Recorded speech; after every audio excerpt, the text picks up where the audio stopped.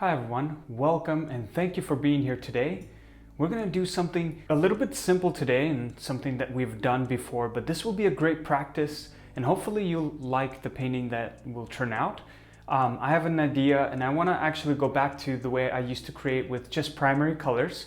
Today we're going to focus on just those and white and black, and we're going to create like a transition from like a smooth, soft sky with no clouds background, getting into some further trees up to the closer ones, more detailed. And we're just going to create a nice distance, like a forest scene, okay? And some grass and maybe a little path, we'll see. But something basic, but we're going to practice. This will be a great painting to get your blending and also the shades and the mixing of the colors, from lightest, the transition to the darkest, more contrasty.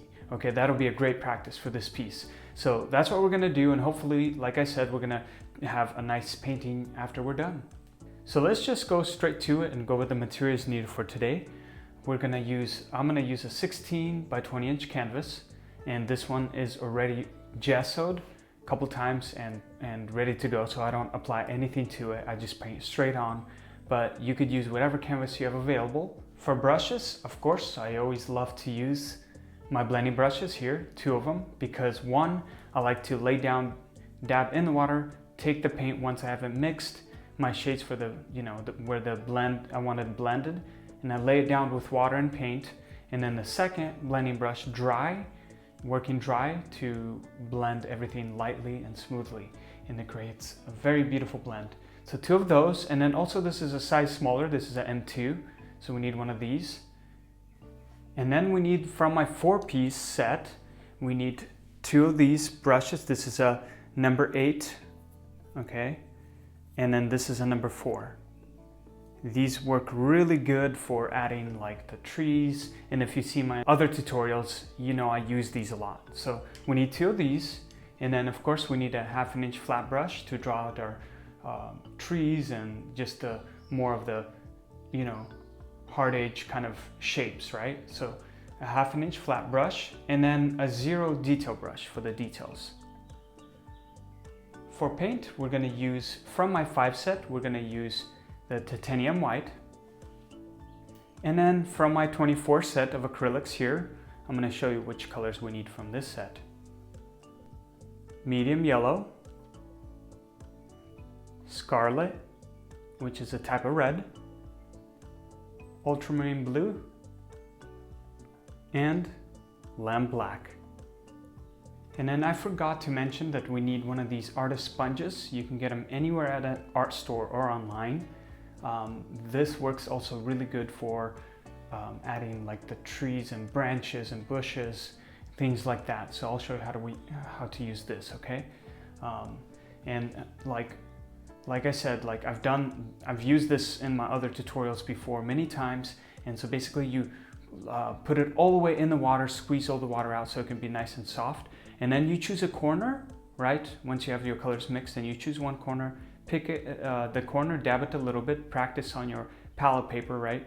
And then once you can adjust the size by squeezing and making it more loose like this, by how small you want the spaces to be apart, right? So it's a really fun tool to play with. We need palette paper, palette knife to mix your paint, some paper towels, jar of water, and if you have a dryer, go ahead and use that, but if you don't, that's okay. Just acrylics usually dry out within 20-30 minutes. But I like to kind of quickly dry it out before I continue adding more details onto my canvas. All right, my friends, that'll be all for the materials. Now, if you're interested in using what I'm using, including canvases, brushes, acrylics, palette paper, pretty much everything I'm using here is available at ColorByFeliks.com. But like I always say in all my tutorials, that use whatever you have available. There's no pressure to having like fancy supplies or anything like that. You can use and practice what you have available, and then once you get better, you can upgrade that's how I, was able to learn and upgrade as well. I started with sketching first, and then I upgraded and moved on as I got better and better, right? So just use what you have fun with this, take breaks, don't try to rush things. I wouldn't recommend it. And work in sections. If you already know me, I like to do that because it gives me less stress, because I don't have to think about the overall painting, right?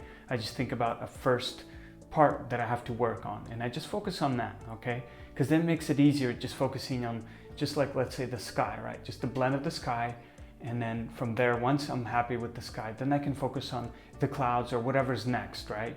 So what we're gonna do with the painting, like I said, we're gonna start from the furthest distance, which is covering the sky, and then I am painting portrait style. You could do landscape, totally up to you.